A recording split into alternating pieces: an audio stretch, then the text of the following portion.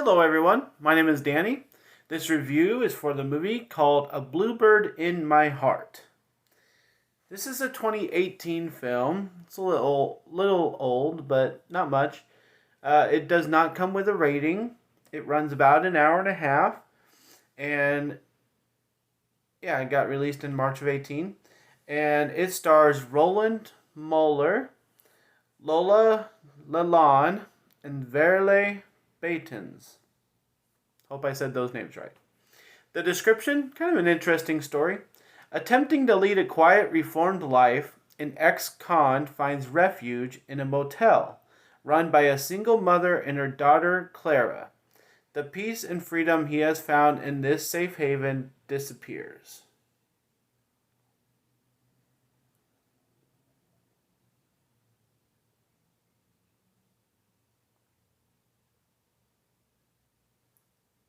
Oh, here. I was trying to get to the full summary.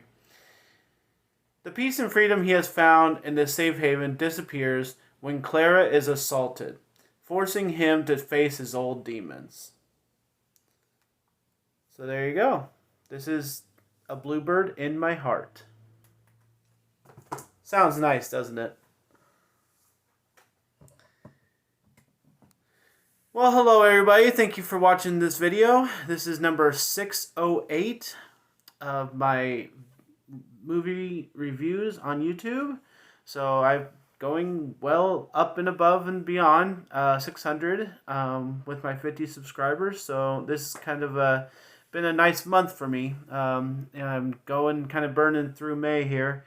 Still got another week, still got lots of movies to watch, so thank you for hanging in there with me, and anybody who watches this video. And yeah, let's talk about this movie. It's kind of crazy.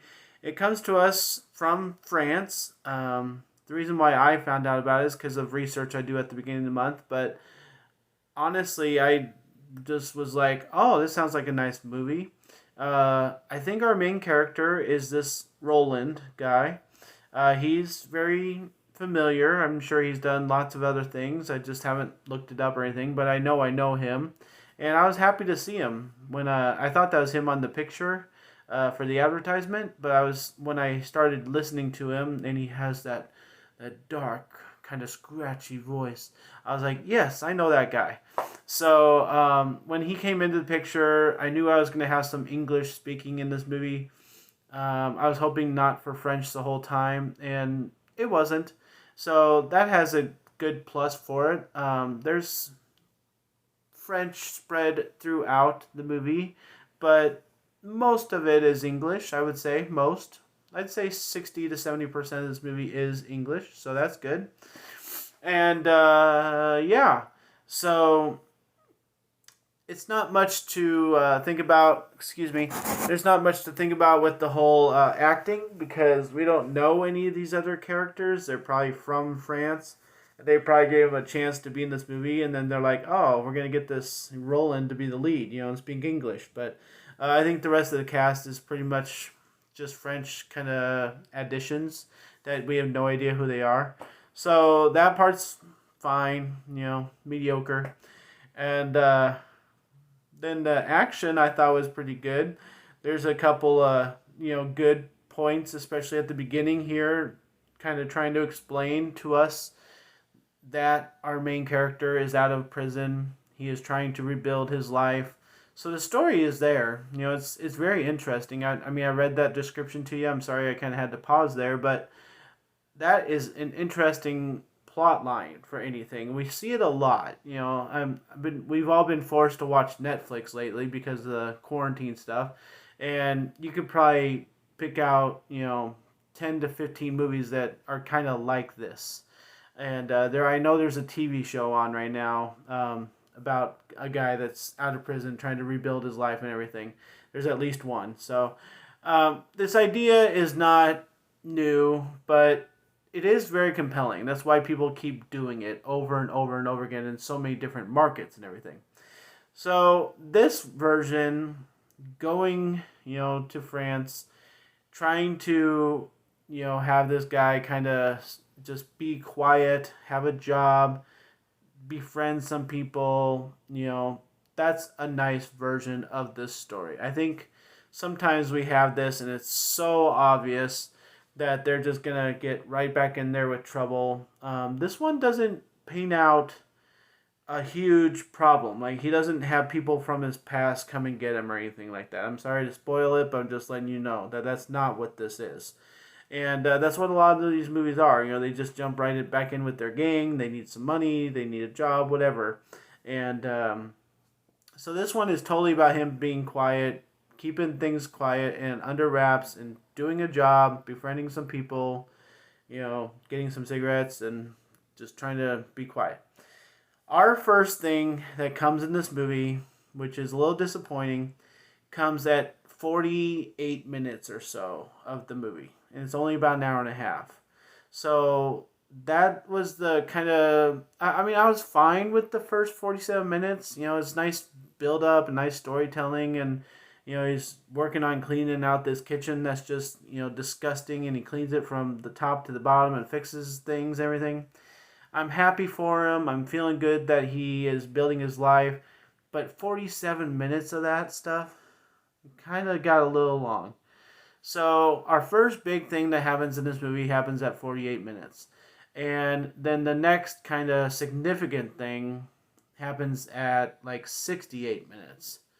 And then it takes a little bit of break after that. And then the last 10 minutes or so are just full out fury, just, you know, guns to the wall. And it's a fine way of making a movie, but I just don't know if this is like an overseas thing or just the way that they wanted to make this movie. But I need something to happen in the first 47 minutes. You can't have that much time of build up for the first thing, no matter how crazy it is.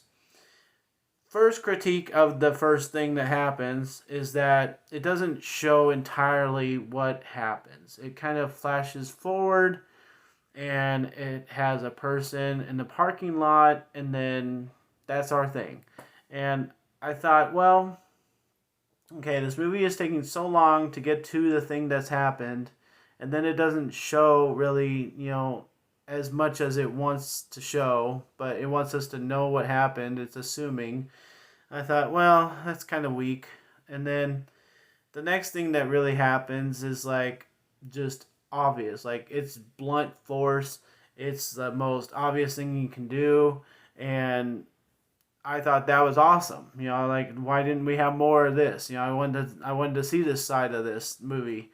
And so it kind of shoots itself in the foot in a little bit, I guess, because the first thing is like off screen, but we're left to assume how horrible it is.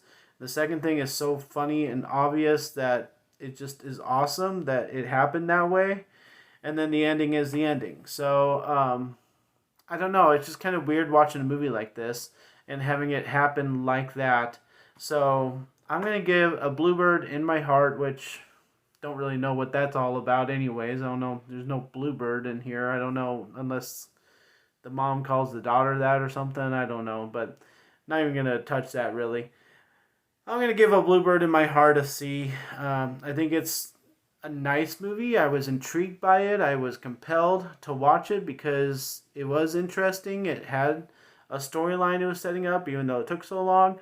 It had some things happen, and as awesome as one thing was, and how stupid the other thing was, and that fact that there really only are 3 things that happen in this movie other than story, I was interested. I was taken. So I just couldn't enjoy it as much as I wanted to, but I do think it's a good movie to put out there. If you want to give it a try, if you can watch it, I think it's a movie to at least be interested by, and that's more than you can say about some other movies. So yeah, I'll give a C to a Bluebird in My Heart. Thanks a lot, guys. My name's Danny. If you like this or any of my other videos, try and get some of them watched. Like and subscribe to my channel if you would. Enjoy your movies. Thanks.